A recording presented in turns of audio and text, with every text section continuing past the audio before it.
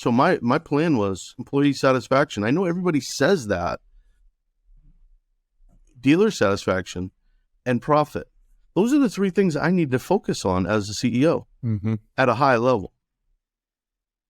When I start looking at why are we not performing well at this store at a high level, and then I can't get the answers, I go to my people and ask them.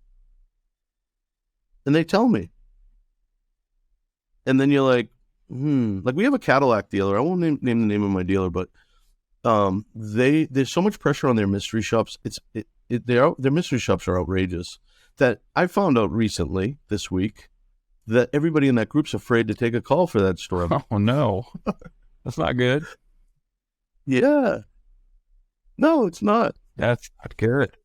And so when if you're not really honest with your people, or you're not letting them give you real feedback, some people might blow it off and say, "Oh, that's not important." Well, to them it is. And as long as I may not solve their problem, but as long as they know I give a shit and I'm listening, and then I'm going to put an effort into fixing whatever it is to make their life easier here at the company, then they want to stay. I give them career paths. I give them, opportunities to work from home now, which is a huge one.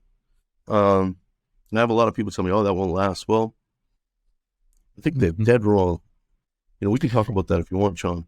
But the work from home thing is very interesting because I'm old school like you. And when COVID hit, we sent people home, and it scared. I thought we were going out of business. But I think it's pretty significant that you at some point in time decided this is how we need to completely rebuild our recruiting process, which included putting a position like that in place. But I think it's smart as hell. So talk a little bit about that recruiting process, and then also how it related to this new COVID kind of, consideration of being able to hire people, train people, and then have effective people that are remote as well. Because those are big items for people to figure out.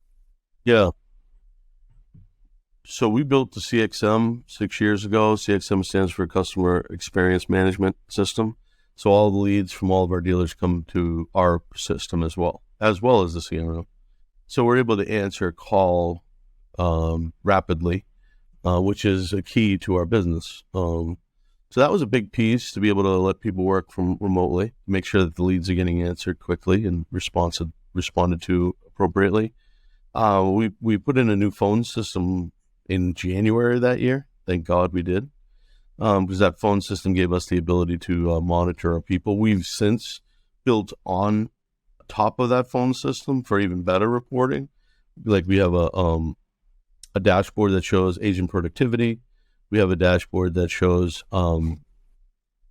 basically a call log, in and outbound calls that they took, if they missed any calls, which we're down to under 5% missed, which is when I was at that big dealer group running the call center, we couldn't get it under 10% missed calls. Because sometimes a missed call is just the customer hanging up because they got another call or they hit a bad cell spot or something. Sitting there and ringing. It's not always times, and right. Yeah, exactly. And then we have this flash dashboard that we built that basically allows us to look at a queue and say everybody's on the call. So if I'm a manager, I pick up the phone if a call comes in, or if a call's ringing to somebody and they're not answering it, we can Slack them right there. We're all on Slack, and we can pick up the call, reroute it, but like, why aren't you picking up the call? You know what I'm saying? So we have when everybody who's in the office, they could be over in the corner not doing anything, and you would never know. Yeah. You know what I mean? So now we have like dashboards for phone in and outbound. We have lead dashboards. We're actually, with some of the tech we're building, as we talked about on the last episode, we're going to be able to transcribe these calls, push the summarization of the call after it's been transcribed into the CRM, which is going to save my people time from typing, stuff like that. Like the tech side, we're getting really, really, really involved. So, but when we first started sending people home, I was scared, and I was like, what's going to happen next? Well, as throughout history, as humans prove, they step up when things get tough, and our people stepped up. And the dealers were a mess for the first month as well. So as we were getting our shit together, trying to figure it all out, they were all up in arms. No one was in the showrooms anyway, but we were still answering leads, and they were grateful. But what I found within the first 60 days is, wow, this is working. Not only is it working, but people were happier. A lot of my people, we'd have lots of conversations, and they didn't want to come back in the office. So my mantra was, as long as we continue to produce really good results, you don't have to come back in the office. Well, funny thing happened. This is probably June, July, where I started realizing, hey, this is actually not so bad. And it's a benefit to our 2020, June, July.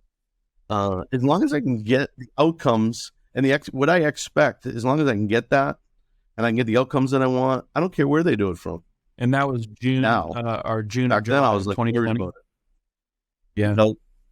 Yeah.